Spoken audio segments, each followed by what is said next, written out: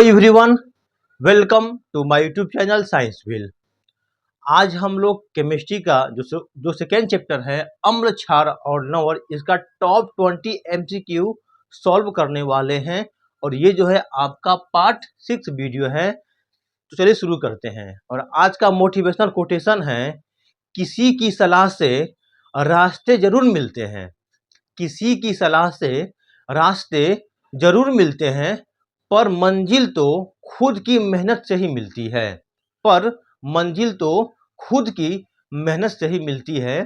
तो आज का मोटिवेशनल कोटेशन था। आइए शुरू करते हैं। क्वेश्चन नंबर 101 क्या कहता है, निम्नलिखित में से कौन गैस चूने के पानी को दुधिया कर देता है? देखिए, Cl2, SO2, CO2 and O2। अगर आपसे पूछे कौन सा ऐसा गैस है जो चूना को दुधिया यानी कि मिल्की रंग का कर देता है, इसका आंसर हो जाएगा CO2।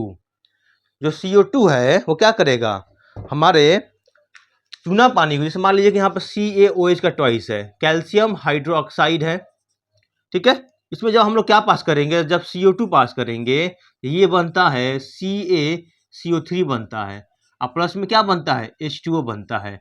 ये जो चूना जो है, यहाँ जो चूना है, चूना पानी है, ये कैसा हो जाएगा, यहाँ पे चूना पत्थर बन जाएगा। चूना पत्थर बन गया, लेकिन इसका कलर कैसा हो जाएगा, तो दूधिया रंग का हो जाएगा, मिल्की रंग का हो जाएगा। तो इसके लिए कौन रिस्पॉन्सिबल है हमारा, तो CO2 जो है इसके लिए क्या है, रिस्पॉन्सिबल है, ठीक है। तो इसका आंसर क्या हो जाएगा, जो हमारा ऑप्शन जो सी है इज द राइट आंसर।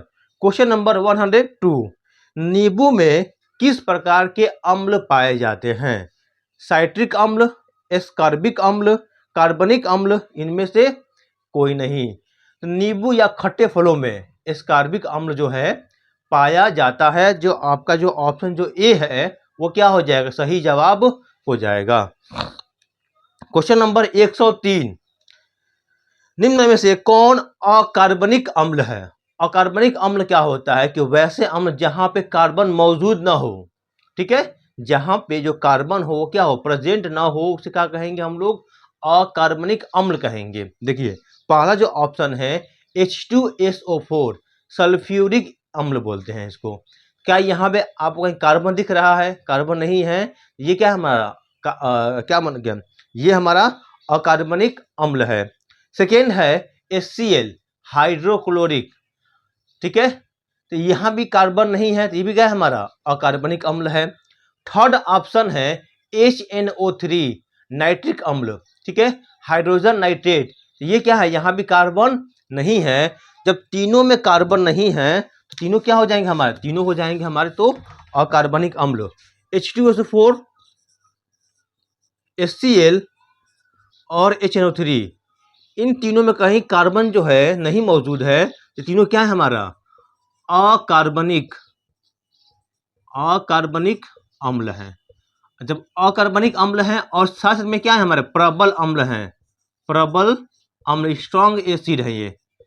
क्योंकि ये अम्ल ऐसे हैं जो क्या करेंगे, पानी में पूर्णतः घुल जाते हैं और ज्यादा मात्रा में H+ आयन देते हैं, इसलिए इसको प्रबल अम्ल बोलते हैं। और जब कार्बन नहीं है तो इसे अकार्बनिक अम्ल कहते हैं। इसका सही जवाब हो जाएगा जो आपका ऑप्शन जो डी है, इज द राइट आंसर, इनमें से सभी। क्वेश्चन नंबर 104, टार्टेरिक अम्ल किस प्रकार का अम्ल है? कार्बनिक अम्ल, अकार्बनिक अम्ल, ए और बी दोनों, इनमें से कोई नहीं। देखिए, जो इमली होता है ना, इमली में टार्टेरिक अम्ल मिलता है, और यह जो है एक कार्बनिक अम्ल है, ठीक है। इसमें जो है कार्बन क्या होता है, हमारा मौजूद होता है। अब जब कार्बन होगा तो उसे क्या कहेंगे हम लोग, कार्बनिक अम्ल कहेंगे। इसका सही जवाब क्या हो जाएगा, हमारा जो ऑप्शन जो हमारा ए है, इसका सही जवाब हो जाएगा। क्वेश्चन नंबर 105, जिस अम्ल के जलीय विलयन में पर्याप्त हाइड्रोनियम आयन होते हैं वे कहलाते हैं? दुर्बल अम्ल, प्रबल अम्ल, सामान्य अम्ल, या इनमें से कोई नहीं। देखिए, यहाँ पे लिखा भी गया है, तीनों क्या है यहाँ पे, तो ये तीनों यहाँ पे प्रबल अम्ल हैं। जब ये पानी में घुलेंगे, जब हम लोग इन तीनों को, H2SO4 को, HCl को और HNO3 को पानी में मिलाएंगे, ये तीनों क्या करेंगे, पानी में पूर्णतः घुल जाएंगे और आयनित हो जाएंगे, H+ आयन देंगे। H+ आयन देंगे, उससे क्या होगा, ये इसे क्या बोलेंगे हम लोग, प्रबल अम्ल बनेंगे। ठीक है, तो इसे क्या कहते हैं हम लोग, प्रबल अम्ल कहते हैं। और जो H+ आयन बनता है, ठीक है, वो इतना छोटा होता है, इतना स्मॉल होता है कि वो खुद से एग्जिस्ट भी नहीं करता है। यानी कि इसकी जो क्या होती है, ये जो है समाप्त हो जाती है। तो इसको सर्वाइव, इसको जिंदा करने के लिए क्या करते हैं, पानी से फर्दर रिएक्ट कर जाएगा पानी से, और क्या बना लेगा ये, तो ये बना लेगा हमारा तो हाइड्रोनियम आयन बना लेगा। देखिए, जब हम लोग कोई भी अम्ल को पानी में घुलाते हैं तो पानी में क्या देता है, वो H+ आयन देता है। लेकिन जो H+ आयन है वो बहुत ही छोटा, वेरी वेरी स्मॉल होता है, और ये एग्जिस्ट भी नहीं करता है। इसको एग्जिस्ट करने के लिए, इसको जीवित रखने के लिए ये क्या फर्दर जो है H2 से अभिक्रिया करके हाइड्रोनियम आयन, इसे क्या बोलते हैं हम लोग, that is called hydronium ion की फॉर्मेशन कर लेता है। ठीक है, जब हाइड्रोनियम आयन बन जाएगा, जिसके पास ज्यादा हाइड्रोनियम आयन होगा वो क्या होगा, हमारा प्रबल अम्ल हो जाएगा। जो कि आपका जो ऑप्शन जो है वो कौन सा, जो बी ऑप्शन है 105 का is the right answer. Question number 106, इनमें से कौन दुर्बल अम्ल है। दुर्बल अम्ल क्या होता है, वह अम्ल जो पानी में घुलकर कम मात्रा में H+ आयन दे और पानी में पूर्णतः नहीं, आंशिक रूप से घुले, उसे क्या कहते हैं हम लोग, दुर्बल अम्ल कहते हैं। यहाँ पे जो तीन है, H2SO4, HCl और HNO3, ये तीनों क्या है हमारे, तीनों तो हमारे प्रबल अम्ल हैं। जब तीनों प्रबल अम्ल हैं तो ऑप्शन में देखिए, जो आपका जो ऑप्शन जो सी है वो क्या हो जाएगा, जो ऑक्जेलिक अम्ल, जो टोमेटो में, जो टमाटर में होता है ऑक्जेलिक अम्ल, वो क्या होगा, हमारा दुर्बल अम्ल हो जाएगा। जो आपका जो सी ऑप्शन है वो क्या हो जाएगा, सही जवाब हो जाएगा। क्वेश्चन नंबर 107, इनमें से कौन अम्लीय पदार्थ है। नारंगी का रस, धोने का सोडा, साबुन और बेकिंग सोडा। देखिए, अम्ल क्या होते हैं, जो स्वाद में खट्टे होते हैं। इनमें से खट्टा कौन सा होगा, नारंगी का रस खट्टा हो सकता है, धोने का सोडा खट्टा नहीं होता है, साबुन भी खट्टा नहीं होता है, बेकिंग सोडा भी खट्टा नहीं होता है। जो आपका जो ऑप्शन जो ए है इज द क्या हो जाएगा, सही जवाब हो जाएगा, नारंगी का रस।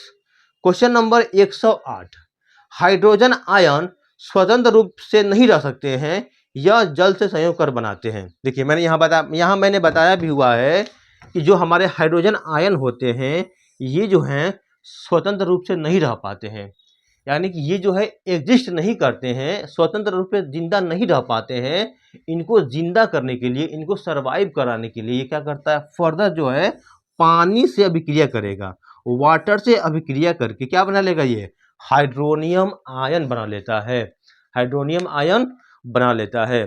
तो आपका जो ऑप्शन जो डी है वो क्या हो जाएगा, इसका सही जवाब हो जाएगा। क्वेश्चन नंबर 109, जल में क्षार मिलाने पर हाइड्रोजन आयन की मात्रा में क्या परिवर्तन होता है, बढ़ती है, घटती है, स्थिर रहती है, इनमें से कोई नहीं। देखिए, जब भी हम लोग क्षार में तो बेसिकली OH आयन होता है, लेकिन क्षार में H+ आयन भी होता है। जब पानी हम लोग मिलाएंगे तो H+ जो आयन होगा वो क्या हो जाएगा, उसकी संख्या और क्या हो जाएगी, हमारी कम हो जाएगी। तो इसका जो आपका जो ऑप्शन जो बी है वो क्या हो जाएगा, सही जवाब हो जाएगा। क्वेश्चन नंबर 110, 1 लीटर शुद्ध जल में हाइड्रोजन आयन की मात्रा होती है 10⁻⁻5 मोल, 10⁻⁻6 मोल, 10⁻⁻7 मोल और 10⁻⁻8 मोल। देखिए, 1 लीटर शुद्ध जल में 10⁻⁻7 जो होता है, मोल जो होता है, H+ आयन की मात्रा होती है। ठीक है, यानी कि अगर मेरे पास क्या है, 1 लीटर वाटर है, इसमें क्या हो जाएगा 10⁻⁻7 मोल क्या होंगे, इसके अंदर H+ आयन होंगे, H+ आयन होंगे। ठीक है, तो इसका जो आपका ऑप्शन जो सी है वो क्या हो जाएगा, सही जवाब हो जाएगा। Question number 111, 1 billion pH paper को लाल कर बना देता है, विलयन का पीएच निम्न में से कौन हो सकता है? 1 से 7, 5 से 7, 8 से 10, 12 से 14। देखिए क्या क्वेश्चन क्या कर रहे हैं, विलयन को लाल बना दिया, यानी कि नीला से क्या बन गया, नीला से ये लाल बन गया। जब नीला से लाल बन गया यानी कि ये क्या है हमारा, ये अम्ल है। और जो अम्ल होता है उसका जो पीएच मान होता है 0 से लेकर 7 के बीच में रहता है। और जो ऑप्शन इनके बीच में होगा वही क्या हो जाएगा, इसका सही जवाब हो जाएगा। जो आपका जो ऑप्शन जो ए है 1 और 2, ठीक है, ये सही जवाब हो जाएगा। 5, 7 भी हो सकता है, लेकिन इसमें जो सही जवाब जो होगा हमारा 1 और 2 जो है वो क्या हो जाएगा, सही हो जाएगा। ठीक है, ऑप्शन जो आपका ए है वो सही हो जाएगा। क्वेश्चन नंबर 112, ताजे दूध का पीएच 6 होता है, दही बन जाने पर इसके पीएच में क्या परिवर्तन होगा? देखिए फ्रेश मिल्क है, ताजा दूध है, जब उसमें हम लोग दही उसको बनाएंगे उसका कितना पीएच है, 6 है। जब दही बनेगा तो उसके अंदर खट्टापन और ज्यादा आ जाएगी ना, तो पीएच क्या हो जाएगा, इसका कम हो जाएगा। ठीक है, तो जो आपका जो ऑप्शन जो ए है घटेगा, वो क्या हो जाएगा, सही जवाब हो जाएगा। क्वेश्चन नंबर 113, जल में अम्ल मिलाने पर हाइड्रोजन आयन की मात्रा में क्या परिवर्तन होता है? बढ़ती है, घटती है, स्थिर रहती है, इनमें से कोई नहीं। देखिए जब भी हम लोग पानी में, जब भी हम लोग क्या करेंगे, अम्ल में जल को मिलाएंगे, ठीक है, तो उसके अंदर जो H+ आयन जो क्षमता होगी वो क्या होगी, हमारी में क्या परिवर्तन आएगा, तो ये जो है हमारा क्या हो जाएगा, बढ़ जाएगा। ठीक है, आपका जो ऑप्शन जो ए है वो क्या हो जाएगा, इसका सही जवाब हो जाएगा। क्वेश्चन नंबर 114, जल में अम्लीय या क्षारीय विलयन चालन करते हैं, किसके चालन करते हैं? जो अम्लीय विलयन होंगे या क्षारीय विलयन होंगे, ये क्या करेंगे, विद्युत का चालन करेंगे, विद्युत का चालक होते हैं। आयन का, इलेक्ट्रॉन का, विद्युत का, इनमें से कोई नहीं। तो इसका जो आपका जो ऑप्शन जो सी है विद्युत, इसका क्या हो जाएगा, सही जवाब हो जाएगा। क्वेश्चन नंबर 115, एक छात्र जांच परख नली में लिए गए सोडियम बाइकार्बोनेट के तनु विलयन में सार्वभौमिक सूचक की कुछ बूंद मिलाता है, तो निम्नलिखित में से कौन सा रंग दिखेगा? हरा, नीला, नारंगी या पीला? इसका सही जवाब हो जाएगा जो आपका जो ऑप्शन जो डी है, पीला is the right answer, yellow colour का हो जाएगा। क्वेश्चन नंबर 116, लवण सोडियम कार्बोनेट का जलीय विलयन का पीएच है 7, 7 से अधिक, 7 से कम, इनमें से कोई नहीं। देखिए क्या कह रहा है क्वेश्चन कह रहा है कि जो सोडियम कार्बोनेट है Na2CO3, देखिए ये कैसे बना होगा, ये बना होगा हमारा, इसमें अम्ल कौन सा होगा, तो H2CO3 अम्ल होगा। क्षार कौन सा होगा, तो हमारा NaOH होगा। ये जो है आपका दुर्बल अम्ल है, दुर्बल अम्ल है, और ये जो है आपका क्या है, प्रबल क्षार है। और जब दुर्बल अम्ल और प्रबल क्षार मिलते हैं तो ये कैसा लवण बनाते हैं, तो ये जो है आपका क्षारीय लवण का निर्माण करते हैं, साल्ट बनाते हैं। ठीक है, बेसिक साल्ट बनाते हैं, यानी कि ये कैसा है हमारा, तो क्षारीय है। जब क्षारीय है इसका पीएच कितना होगा, जो पीएच है इसका 7 से लेकर कहाँ से 14 के बीच में होगा। ठीक है, तो आइए आपका ऑप्शन देखते हैं, 7, 7 से अधिक, 7 से कम, तो आपका जो ऑप्शन जो बी है 7 से अधिक is the right answer. Question number 117, अम्ल या क्षारक की प्रबलता की जांच की जाती है पीएच स्केल से, लिटमस पेपर से, गंधीय सूचक से, या इनमें से कोई नहीं। तो हम लोग अम्ल या क्षार को कैसे मेजर करेंगे, पीएच पेपर से क्या करेंगे, हम लोग मेजर करते हैं। ठीक है, क्वेश्चन नंबर 118, विलयन में H+ आयन के निर्माण से पदार्थ की प्रकृति होती है। और किसी भी विलयन में H प्लस आयन का अगर फॉर्मेशन होता है तो वो क्या होता है हमारा, अम्लीय होगा, क्षारीय होगा, उदासीन होगा, या इनमें से कोई नहीं। तो इसका आंसर होगा, अगर H प्लस आयन बनता है तो जाहिर सी बात है कि वो क्या होगा हमारा, अम्लीय हो जाएगा। जो आपका जो ऑप्शन जो ए है वो क्या हो जाएगा, सही जवाब हो जाएगा। क्वेश्चन नंबर 119, नेटल एक शाकीय पादप पदार्थ है, इसके छू जाने पर डंक जैसा दर्द महसूस होता है। इस दर्द का उपचार किस पौधे की पत्ती डंक वाले स्थान पर रगड़ कर किया जाता है। ये हम लोग क्वेश्चन पीछे भी कर चुके हैं। जो आपका जो ऑप्शन जो सी है, डाक पौधे की पत्ती, उसका क्या हो जाएगा, सही जवाब हो जाएगा। और आज का लास्ट क्वेश्चन 120 नंबर, किसी विलयन में हाइड्रोजन के आयन के विभिन्न सांद्रता विभिन्न रंगों में प्रदर्शित करने के लिए एक सूचक की आवश्यकता होती है, उसे हम लोग कहते हैं सार्वभौमिक सूचक कहते हैं।